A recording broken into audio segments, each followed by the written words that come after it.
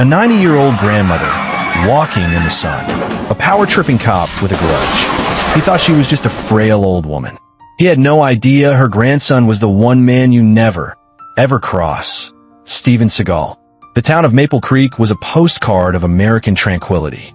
White picket fences guarded beds of blooming roses, and ancient oak trees formed a shady canopy over streets where children's laughter was the most common sound. On this sun-drenched Tuesday afternoon, that peace was about to be shattered. Eleanor Vance, all of 90 years old, was making her way home from the local bakery. Her silver hair was woven into an elegant, handcrafted braid that fell over the shoulder of her lavender cardigan. In her eyes, clear and blue as a summer sky, was a wisdom that had seen generations come and go. She moved slowly, her hand resting on a beautifully carved wooden cane, a gift from her grandson. In her other arm, she cradled a wicker basket, the sweet, warm scent of freshly baked lemon scones wafting from beneath a checkered cloth. But a storm was brewing in the form of Officer Kyler. He sat in his patrol car, simmering. A dressing down from his sergeant over a botched report had left his ego bruised and his temper frayed. He was looking for an outlet, a target to reassert the authority he felt was slipping away. And then he saw her, Eleanor, taking her time to navigate a curb, her movements careful and deliberate. To Kyler, her slowness wasn't a sign of age. It was a sign of disrespect. He rolled down his window, the aviator sunglasses he wore hiding any trace of humanity. "Hey, pick it up, Grandma. You're holding up? Well, you're holding up the sidewalk." Eleanor paused and turned, her expression calm. "Good afternoon, officer. A beautiful day, isn't it?" Her politeness was like fuel on his fire. He wasn't looking for pleasantries. He was looking for submission. He threw the car door open and stomped towards her, his hand instinctively tapping the butt of his holstered gun. "I gave you an order. Move." "Young man," Eleanor said, her voice gentle but firm. "There is no need for such anger." Her dignity was a direct challenge to his authority. In her calm gaze, he saw a silent defiance he couldn't tolerate. It was the final trigger. "I'll show you anger," he snarled. Before anyone could react, he shoved her. Not with a gentle push, but with a violent, jarring thrust of his arm. Eleanor cried out, more in shock than pain, as she lost her balance. The cane clattered onto the pavement. The wicker basket flew from her grasp, landing with a soft thud as the golden lemon scones scattered across the concrete like fallen stars. From behind their windows and on their porches, the residents of Maple Creek froze. Time seemed to stop. The idyllic scene was now a crime scene, the air thick with disbelief and the sweet scent of ruined pastries. Just as Officer Kyler puffed out his chest, a predator-like silence fell over the street. A nondescript black SUV, which had been cruising slowly, pulled to a silent stop. The driver's side door opened, and a figure emerged. He was a man of 60, with a salt and pepper beard neatly trimmed, and eyes that held the chindan of 1,000 storms. It was Steven Seagal. He was supposed to be visiting his grandmother for tea. Instead, he saw her on the ground, struggling to sit up, and a uniformed officer standing over her like a vulture. Seagal didn't run. He didn't shout. He walked. Each step was deliberate, eating up the distance with a terrifying purpose. The air grew heavy, charged with an energy that made the hairs on your arm stand up. Kyler felt it first, a primal sense of danger that his training had never prepared him for. He turned, his hand dropping to his weapon. "That's my grandmother," Seagal said. His voice was unervingly soft, a low rumble that was more felt than heard. Kyler, high on his power trip, sneered. "So?" She was obstructing a public walkway and showing disrespect to an officer. Seagal stopped a few feet away. He was taller than Kyler, broader. He looked less like a man and more like a mountain. "You put your hands on her." It wasn't a question. It was a verdict. "She needed to learn a lesson," Kyler blustered, trying to regain control. "And you need to back off before I—" He never finished the sentence. Seagal moved with a speed that defied his age. It was a blur of motion, economical, precise, and utterly devastating. His hand shot out, not in a punch, but with an open palm that deflected Kyler's clumsy attempt to draw his weapon. In the same fluid movement, Seagal's other hand gripped Kyler's wrist. There was a sickening snap. Kyler screamed, a high-pitched sound of pure agony as his wrist broke. The gun clattered uselessly to the ground. Before the scream had even faded, Seagal spun, his elbow striking a precise point on Kyler's jaw. The officer's eyes rolled back in his head, and he collapsed to the grass, unconscious before he even hit the ground. The entire exchange took less than 3 seconds. Neighbors, who had been frozen in horror, now had their phones out, recording everything. Seagal ignored them. He knelt beside his grandmother, his expression transforming instantly from stone-cold fury to gentle concern. "Eleanor," he said softly, helping her sit up. "Are you all right?" She looked at the unconscious officer, then back at her grandson. A faint, proud smile touched her lips. "I am now Steven." Within an hour, the storm broke online. The videos, filmed from a dozen different angles, went supernova. Hashtag Justice for Eleanor trended worldwide.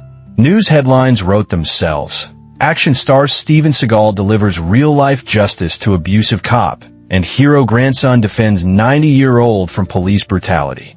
At the Maple Creek Police Department, Chief Marcus Thorne's office was the epicenter of the hurricane.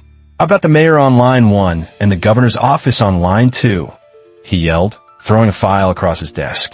"And Kyler? He's in the ER with a shattered wrist and a concussion, whining about assault." Assault? He assaulted a 90-year-old woman in broad daylight. Meanwhile, at the local hospital, the mood was far calmer. A doctor was gently examining Eleanor's bruised arm. Steven sat beside her, his large hand holding her free one. "You didn't have to be so thorough," she whispered, though her eyes twinkled with pride. A rare, small smile touched Seagal's lips. "You always taught me never to start a fight. And I taught you to finish it if someone hurts your family," she finished for him. They shared a moment of quiet understanding. Her smile faded slightly. "He pushed me like I was nothing, Steven. Not even a person." The warmth in Seagal's eyes hardened back into steel. "That's what worries me. If he'd do that to you in front of the whole world, what has he done in the shadows?" He didn't wait for an official investigation. That afternoon, Seagal walked into the Maple Creek Police Department. He moved with the same quiet intensity as before, and the officers in the lobby parted for him like water before a ship's bow. Chief Thorne met him in the hallway. "Seagal, you can't be here. This is an active investigation." "No," Seagal said, his voice flat and cold. "This is a cleanup, and I'm here to make sure you don't just sweep your dirt under the rug. My officer was injured. Your officer assaulted a senior citizen because he was having a bad day," Seagal interrupted, stepping closer. The chief, a big man himself, instinctively took a step back. "This isn't about one bad cop, Thorne. It's about a culture you've allowed to grow. I want his badge. I want a full review of every complaint ever filed against him. And I want it done by yesterday." Thorne looked into Seagal's eyes and saw no room for negotiation. He wasn't dealing with an angry citizen. He was dealing with a force of nature.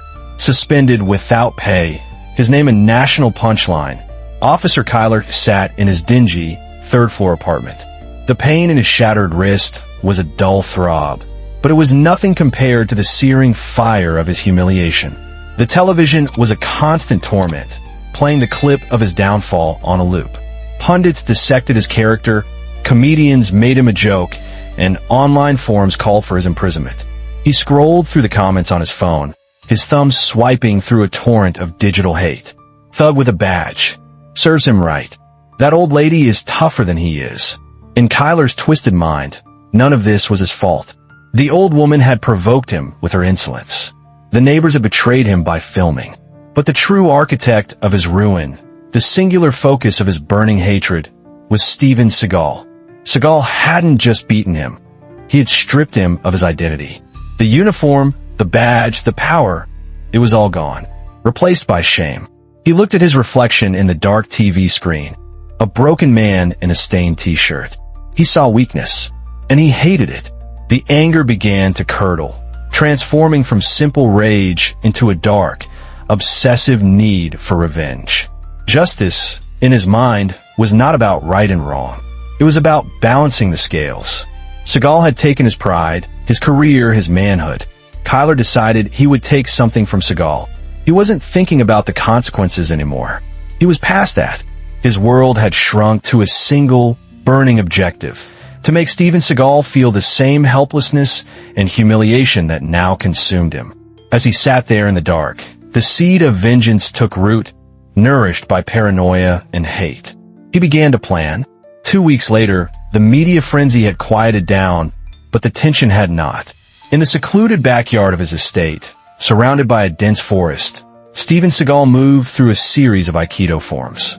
The moonlight cast long shadows on the grass as he flowed from one posture to the next, a silent dance of lethal grace.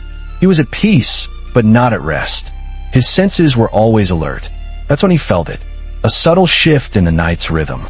The snap of a twig that was too deliberate for a forest creature. The faint scent of cheap cologne on the breeze. He wasn't alone. Without breaking his form, he slowly turned his head. From the deep shadows of the tree-line, a figure emerged. It was Kyler. He was limping, his arm in a cast, but his eyes burned with a madman's fire. In his good hand, he held a high-voltage stun baton, its tip crackling with blue energy. "You ruined me," Kyler hissed, his voice a ragged whisper. "You did that to yourself," Seagal replied, his stance unchanged, his voice calm. "I'm here to finish it, to take back what's mine."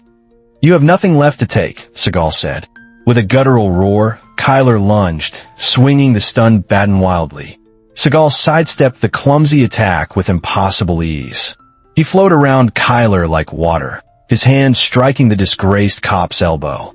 The arm went numb, and the stun baton dropped to the grass. Kyler stumbled, desperation taking over. He pulled a small, wicked-looking knife from his boot. "I'll kill you." Seagal didn't even look at the knife. His foot swept out in a low kick, connecting with Kyler's knee. The leg buckled with a wet crunch, and Kyler screamed as he crashed to the ground. The knife skittered away into the darkness. Seagal stood over him, a silhouette of judgment against the moon. "You fight with hate. It makes you predictable and weak." Gasping on the ground, his body broken, Kyler finally understood. He had never stood a chance. He hadn't come here to fight a man. He had come to fight an ideology of protection, and he had lost. Why didn't you just kill me?" Kyler sobbed. "Because justice isn't about revenge," Seagal said, pulling out his phone. He dialed a number. "It's about consequences." He looked toward the house, where a light had just turned on in the window. "Eleanor, it's done. You can make the call now." A moment later, from the safety of the house, his 90-year-old grandmother picked up her phone and dialed 911, her voice clear and steady as she reported a trespasser on the property. The second arrest of Frank Kyler was a quiet affair, devoid of the viral drama of the first. This time, he was charged with trespassing, assault with a deadly weapon, and making criminal threats. The trial was swift. Faced with overwhelming evidence and his own recorded confessions of intent, he was sentenced to a long prison term, stripped of his pension, and erased from the annals of law enforcement. The system, nudged forcefully into action, had finally worked. Outside the courthouse, reporters swarmed Seagal. "Mr. Seagal, some are calling you a vigilante. What's your response?"